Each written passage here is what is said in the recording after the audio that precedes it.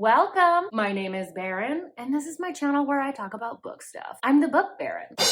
Today, I'm going to be doing my August wrap-up. I read about 15 books. I got to everything from my August TBR, which feels really good, except Luna Mare, because I didn't want to deal with an emotional duet. I wasn't in the mood for that, so it's still on my TBR, but it's much further down than it was. I happened to find one of my absolute all-time favorite books, and I'm going to save it for the end. I'm going to make you wait for it, but enjoy the rest of the books in the meantime. Some of these have been in vlogs, so I'll try and go through those a little bit faster. Let's just get into it, shall we? First up, we have Deconstructing Delilah by Alison Rimes. This is a new to me author. The book was on KU. I guess it's a spin-off of like a football series that she has. I read it as a standalone. It's a Samson and Delilah retelling. So Delilah has escaped her abusive family's polygamous cult. While she's very excited to now be in the outside world, she's struggling to adapt a little bit, and she's still in the process of deconstructing what was kind of taught to her and what she still wants to keep for herself. In the process of that, she talks with a family friend named Pope Blackwell. He's kind of known as like someone who runs around kind of quoting the Bible. He's gone through his own deconstruction process, and so she just wants to have some conversations with him. That's how this book is sold to you. I did not like this book very much. The way it's sold sounds like we're going to dig into deconstruction, what that looks like for her, and what this was a spicy club book. I know, it completely caught me off guard. The first, I would say 50% was her deconstructing, but she had like two very basic, very shallow conversations with Pope. And then it became more about the fact that she was kind of like interested in him and had a crush on him. And he has certain predilections that he was like, no, you're too young and naive. The first 50%, because it was like the pacing was so weird and there were so many weird info dumps, it felt like I was on the tumble dry cycle with someone's inconsistently kept diary and then like some Wikipedia entries on religion and cults. And so it just wasn't very satisfying. Almost all the deconstruction happens completely off page, which I was like, if you're gonna call a book Deconstructing Delilah, how about you deconstruct on page? And then around like, I think it's like the 40% mark, there's this big time jump because her and Pope kind of have a falling out. And then it turns into a spicy club book. So she ends up, through some friend connections, ends up being like the financial person for a spicy club that Pope is a part of, and that's how they get back in contact. And it just felt like Delilah went from adhering to this religion, and then she just starts like molding herself to Pope. It takes until like the 20% mark for her to even really start pushing back on that. I was just so disappointed with the structure of this book, the direction that it went, and then the writing was not good. The dialogue in this is so bizarre. It felt like it could have come from almost any other book and just like plopped in there. But then on top of that, it didn't make sense, like sentence to sentence. So you'd be reading and they'd have like a toast, right? Cheers, we just moved into our new place. Cheers to our new life, a fresh start. The next line would be something like, don't be nervous. Nervous for what? She didn't indicate that she was nervous. Where did this come from? There was a lot of stuff like that where I was just kind of like, the fuck is happening? That book was super disappointing. I gave it 2 stars. Next up, we have Love Theoretically by Ali Hazelwood. I have read pretty much everything that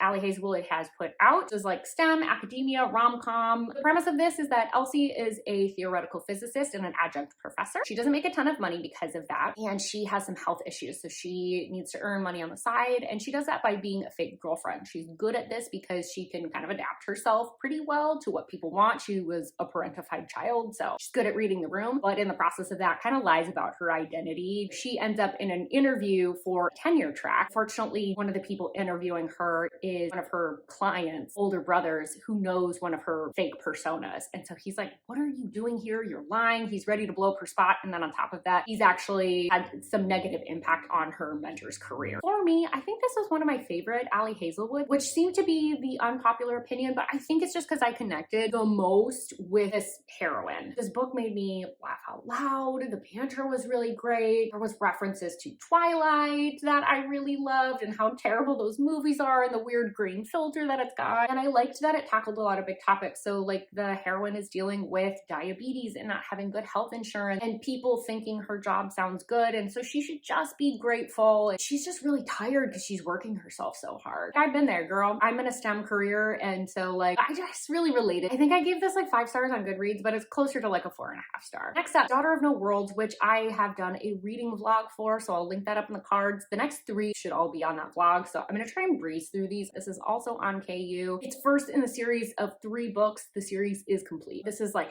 high fantasy, new adult. Basically what's going on is we have a gal named Tasana. She's been a slave and a dancer. She has some magical abilities that she uses as a part of that trade. She has been told by the person that owns her that she can purchase her freedom. She tries to do that. It doesn't work out. She's on the run. She goes to contact the Order because she wants to help free enslaved people generally, but also just like the people that she had to leave behind. The Order is like, cool girl, but no dice. Let's circle back on that after you've done an apprenticeship. There really isn't someone to mentor her. So they go to this reclusive guy and they're just kind of like, you have to train her. He's not really excited about it, but eventually they start falling for one another and kind of peeling back what's going on with the Order and what's going on in the political landscape. This is really well written. It's not overcomplicated. There's no big info dump. The way the world building was done was really excellent. The romance is where it fell flat. It really felt like there was a nice slow burn going on, and then all of a sudden it went to like 100, and I was like, oh, ooh, we missed a little bit of build up there. I gave it 3.5 stars. I would read from this author again, but I'm not in any rush to do so. Next up, we have The Coven by Harper L. Woods. Once again, this is on KU. This is part of an incomplete series. This is the first book. I have read from this author before. I read What Lies Beyond the Veil. So it's fantasy romance with some paranormal elements thrown in. It's more like witches and urban fantasy. Willow has been raised by her father to get revenge on the Coven. The Coven has done something to their family, and then on top of that, she needs to protect her brother. So in order to do so, she is then whisked away to a university, which the Coven has opened the doors to 13 additional students. Typically, this university is only for the people of Crystal Hollow. A couple hitches in her plan. One, the headmaster not on her side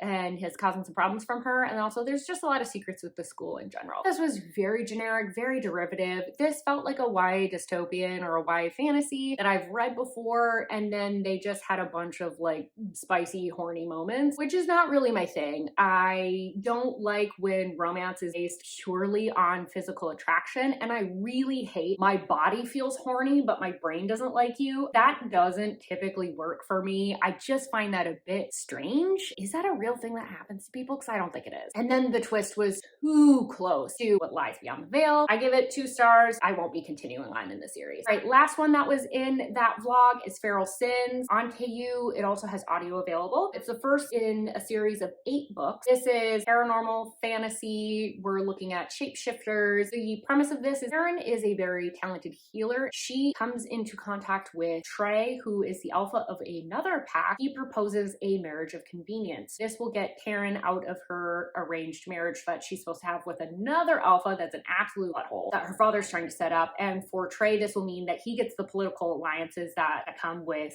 being married to Taryn. I would say that the first half of this book was pretty solid. And then after that, it got a little bit meandering. It got pretty repetitive. Karen is very much a not like other girls type of girl, which was a little hard to read because it was pretty consistently brought up. A lot of girl hate, so it just feels a little bit dated. Even though I enjoyed that first half, overall, I kind of had a meh feeling about it, so I give it 3 stars. Next up, we have Captured by Lauren Biel. This is banned off of Kindle, so I will leave a link to where you can purchase that. This is a dark captive, please check triggers, and Lauren Biel describes this book as part of her 8-line duet. The premise of this is that Alexander, he's been kind of beaten down and manipulated by both his father and then now his brother, and he's conditioned to hurt people. He feels kind of hollow, doesn't really think he can connect with people other than in ways that hurt them. Ophelia, one of the waitresses at a local diner, catching his eye, and he decides that he wants her, so he ends up taking her captive. Although he realizes that eventually this is very twisted, he can't let her go because he doesn't think he can have a relationship that doesn't exist in that type of context. Lauren Biel did an excellent job messing with my head on this one. She constantly was reminding the reader and the characters that Stockholm Syndrome is at play. This is about possession, this is about control,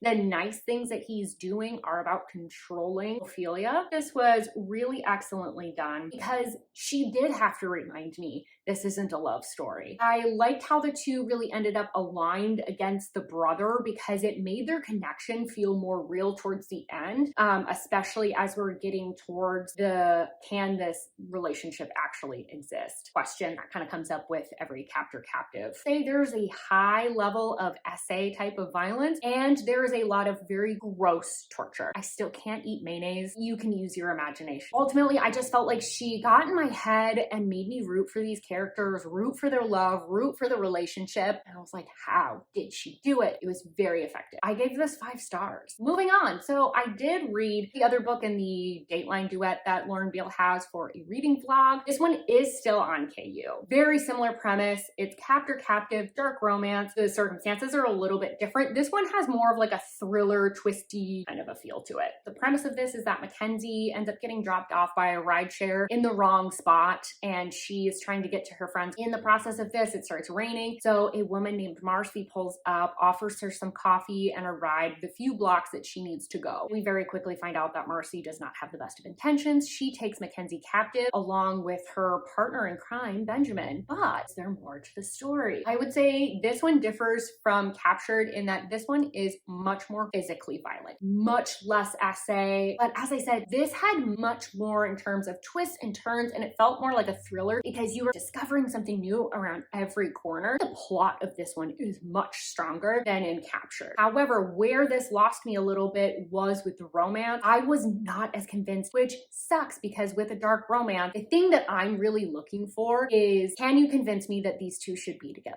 Even though these circumstances are really messed up. Mackenzie really never slipped into Stockholm Syndrome. She actually became more combative and more assertive the farther into captivity that she got. So then it made the falling in love with Benjamin confusing. She was very aware of the gross things that he's done and his involvement in Marcy's schemes. So then I was like, but then why do you like him? Because she would constantly bring these things up and they never really teamed up against Marcy. Benjamin had his own ideas about how he was going to go about it, and that was in direct conflict with what Mackenzie thought that they should be doing and how they should be resisting. There was a lot of tension between the two characters. So again, my question was, why do these two like each other? I don't really understand. I don't really get it. Like I said, the plot is stronger, the romance is weaker. I end up giving this 3 stars. You gotta deliver on the romance. Next up, we have That Sick Love by Jessie Hall. She is not a new to me author. I've read Hawk. I enjoyed that. This is a standalone that's available on KU. It's dark, stalker. Some people compare it to Haunting Adeline. The Zayd stans hate that. I actually get why people do it. There's a lot of similarities, at least up front. This does include some religious aspects. The idea of this is that Brittainy is on the cusp of being elevated into like a leadership track within her church. It is super rare for a woman. This has never happened before. And because sexism, there are some people that are out to get her. Arrow is aware of a lot of the behind the scenes things that are going on. He decides that he's gonna try and wake Brittainy up. He's stalking her. He's trying to push her buttons, trying to get her to ask questions and just to stand up for herself and realize more about the system that she's operating in and how it's really not supporting her as much as she thinks it is. Hi, so my memory card decided to just crap out on me. I had to take a little bit of a break, but as I was saying, my thoughts on That Sick Love, I would not classify personally this religion as a cult. It might be a high demand religion, but it's really hard to tell because there wasn't a lot described about the actual belief system of this group. Most of it sounded like some generic version of some branches of Christianity, so there wasn't anything crazy like polygamy or blood atonement or something that would make it really clear that we were headed towards like really cultish territory. And that's like a spot where I felt like I was missing a little bit of context because Brittainy's belief system would actually be challenged and then she would reflect on the beliefs and how it was challenged by that incident. With the belief system, it was a little bit murky. The thing that I liked about like the stalking elements was that unlike some other stalker romances that I have read, Haunting Adeline, she's actually into most of the things going on. Like, yeah, she's scared, but she's kind of into the fact that she's scared. It's kind of pushing on some sore spots that she already had questions about, but didn't feel like she had permission to explore until she's really forced, because she needs to succeed in the system that she's operating in, because this is her daily life. Oh, one random thing that I thought was kind of funny, and I passed this on to you. Arrow is described as smelling like leather and sulfur, and so it just made me think of like a fart in Hot Topic. I can't unthink that now, so I pass that along to you. In terms of Brittainy, the thing that I really liked about her, Arrow tried to weaponize her just specifically against her religion, but he kind of allowed her to think for herself, which meant that sometimes she went up against him as well. Where this all fell apart for me truly was like at the end. Usually at the end of the book, there's like some elements that kind of come together and there's some big explanation. And that sort of happened in this, but while it was happening, I was like, huh? I mean, yeah, let's do this. But also like, what's going on? So I was just kind of left a little bit confused when I closed the book. I was like, I'm not really sure what all culminated and came together, but I liked it. So for that, I gave it 3.5 stars. I think I rounded it up to 4 stars on Goodreads, just because I did overall enjoy myself. But yeah, it's more of like a 3.5 star read for me. Next up, we have My Darling Duke by Stacy Reid. This is my first Stacy Reid. This is also on KU. This is the first in the Sinful Wallflower series. This is a historical romance. The basic premise of this is that Catherine's family is on the brink of financial ruin. She's kind of accepted that she doesn't have any prospects, so she needs to do something drastic to make sure the same thing doesn't happen for her sisters. So she finds out that there's this like reclusive duke that hasn't been seen in years, and she just reinvents herself and says that she's actually the fiance of this duke in order to improve the prospects for her sisters. She kind of knows there's probably going to be some fallout from this, but she's like, this is worth it. Little does she know that that duke, Alex Masters, he finds out about her little scheme and he's really curious about her. He hasn't been seen in society because he went through a big accident that left him wheelchair bound and has some significant scarring that led to the loss of his fiance. But from there, things start evolving. I will say right up front, I don't read a ton of historicals, so take what I'm about to say with a grain of salt. I really ended up liking this book. I loved the writing. The writing felt very lush and soft, you know, like what you want out of a historical, but at the same time, it wasn't super pretentious where I felt like I didn't understand what was going on, especially as someone who doesn't read historicals terribly often. Seriously, you're eating right now? I'm sorry if you can hear crunching in the background. Kevin has decided it's lunchtime. I really liked Kitty because she had some very modern desires. She wasn't so modern that it kind of took you out of the historical context, and she didn't expect consequences for her actions. She knew that it wasn't going to be acceptable, some of the things that she was doing. The male main character, I liked the disability rep. I really love that like love didn't just like magically fix everything for him either. Overall, I really enjoyed it. I gave it 4 stars. I would absolutely read more from the series. I want to read more from Stacy Reid. I loved her writing. Next up, I read The Mixtape by Brittainy C. Cherry. This is once again available on KU. It's also available in an audio format on there. This has been on my TBR forever because it's a rock star romance, and I heard that it was more emotional, so I was like, I have to be in the right mood for this. So it's rock star, it's got single parent, we're dealing with grief and also with some poverty. The plot of this is that Oliver is a famous musician. He is in a band with his identical twin brother. They are in a car wreck which ends up claiming the life of his brother. This really puts Oliver into a tailspin. Lots of fans are like, the wrong brother died, and he already had issues getting on stage, so he's in a state of grief and he is not handling it well. He's drinking a lot. One day he, in his sorrow, comes into Emery's bar. Emery is a single parent. She's a bartender. She's lost another job recently. She's just barely scraping by. She helped him escape the crowds, but unfortunately it is to her detriment. She ends up getting fired from that position. Oliver feels bad and decides to offer a position working for him. Both these characters are really going through really tough things, and I just felt like that ended up kind of removing some of the impact of some of the things that happened and some of the twists that occurred. It tried to tackle grief and familial estrangement and poverty and being a single parent, strained family relationship. There was like a few too many twists. It was just a lot. There was always another thing around the corner, whether it was a twist or a new like trauma or what have you, and not in a way where I was like, oh, this is emotionally heavy. I feel like I'm watching Ari. Ultimately, I felt like it really distracted from the romance because although we have that forced proximity, they weren't spending a ton of time together. The other thing I didn't like, the villains were very mustache twirling. That felt like they were evil for the sake of being evil. And one of the villains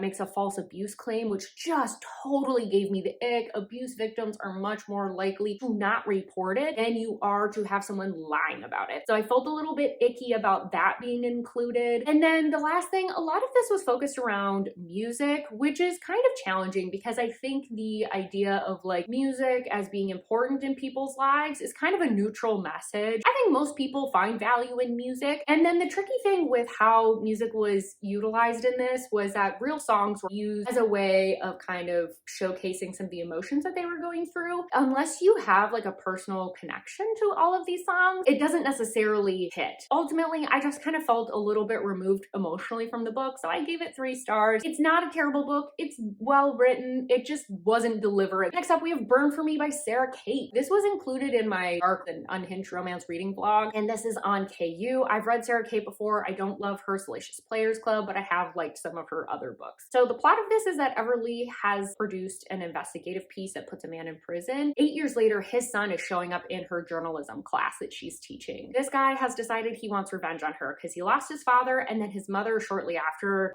completed suicide. He is very angry with her. He really blames her, and so he decides he's gonna get revenge. What I liked with this was that Cullen really went through a massive arc from really just being angry and revenge-minded to really realizing the impact of his actions and how much he cares for Everly. The plot was really wild, but because the emotions of the characters felt very real, it felt a little bit more grounded than it perhaps should have. I liked that rugby was included.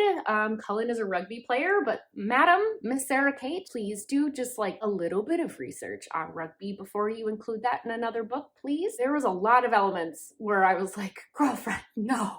2 things of note. One, I did play rugby in college, which is why I feel like I have authority to say that. Also, I completely forgot to rate this book. This was a 4-star. So that's where I landed with Burn For Me. Next up, we have Hideaway by Penelope Douglas. This is the 2nd book in the Devil's Night series. I think this is actually a proper series. Again, on KU, it's a dark romance. There's some forced proximity. This is very difficult to explain because the plot's kind of like all over the place, but essentially Banks and Kai have met on Devil's Night, similar to the couple in the 1st book. Banks is a little bit of a mystery. She's not much of a girly girl, dirty, wearing men's clothes. She's just a bit of an enigma, but she is tied in some way to Damien that Kai can't really figure out. Kai, because she's such a mystery, seems to be entranced by her. They end up losing touch, but come back in contact because Kai wants to purchase a hotel from Damien's father, and she is involved in that transaction, and things kind of go from there. That's about all I can really say without like giving away too much. With this one, I didn't really understand the connection between the 2 characters. I didn't really understand why they liked each other. They didn't really talk to each other. Banks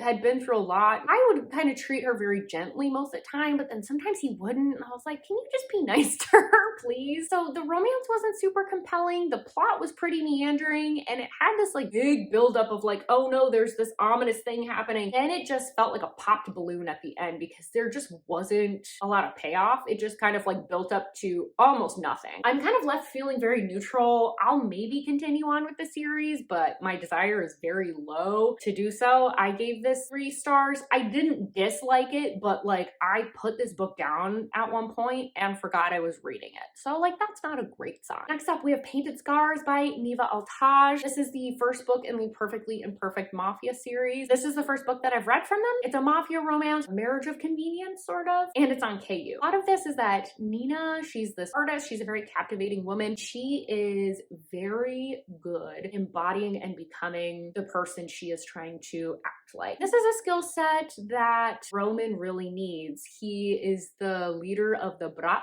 He's lost some prestige in his position because he went through an accident that has left him wheelchair bound.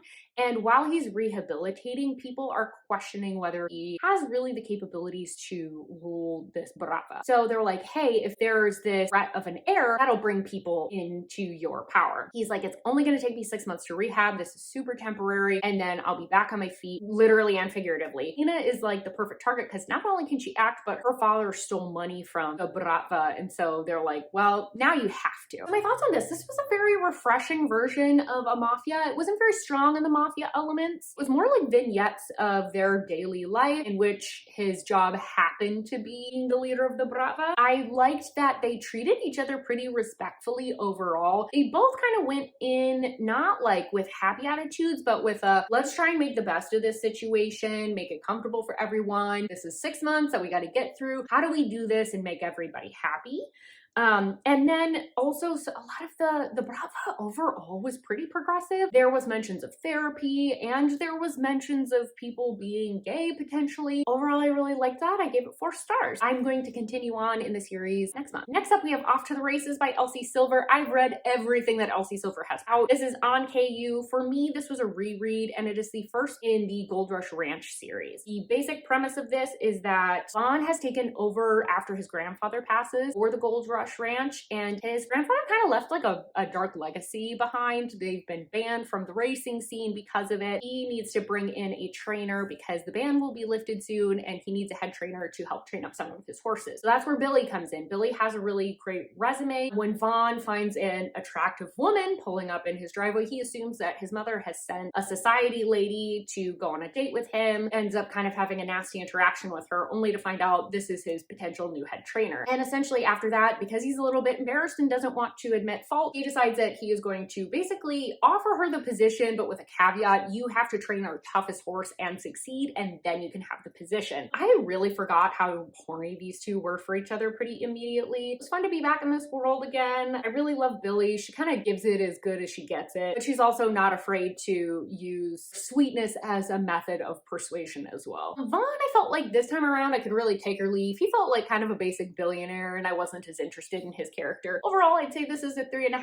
or 4 stars. I'll probably round it up to 4 stars on Goodreads. One last one, and then we have the goodie for the end here. Fate at Fault by Andi Sims. This is a very short novella. It's under 100 pages. It's on KU. It's first in a series of novellas called Taste of Something Wicked. This is a taboo romance. It's menage. Very basic premise of this is that Stacy's husband has passed and she is finding out all these different secrets about him, including the fact that she has stepkids who are coming into town for the funeral. So they are all in the house together and there was a lot of tension. Overall, I thought this was like decent for what it was. It's pretty much just spite. I wanted more of the plot because it was so intriguing. I want this to be a full-length novel so bad because I think it would be really, really fascinating. But for what it was totally fine. I would give this a 3.5 stars. Solid smut game. Now for the last one. For the grand finale, we have The Madhouse by Liza James. I do not know how I found this book. I don't remember anything. I don't know if I went into a fugue state, if I blacked out, what happened. It's not like Liza James is an unknown, but I don't know how I found this book specifically because it's not particularly popular. This is kind of a Lizzie Borden retelling. So it's a stepsister taboo romance and it has some like religious elements. Cedar and Ophelia are stepsisters. Their family is very abusive and part of a religious cult. Cedar ends up escaping at the age of 16 and has to leave Ophelia behind. She tries to find her but is unsuccessful until many years later, and she finds Ophelia because she has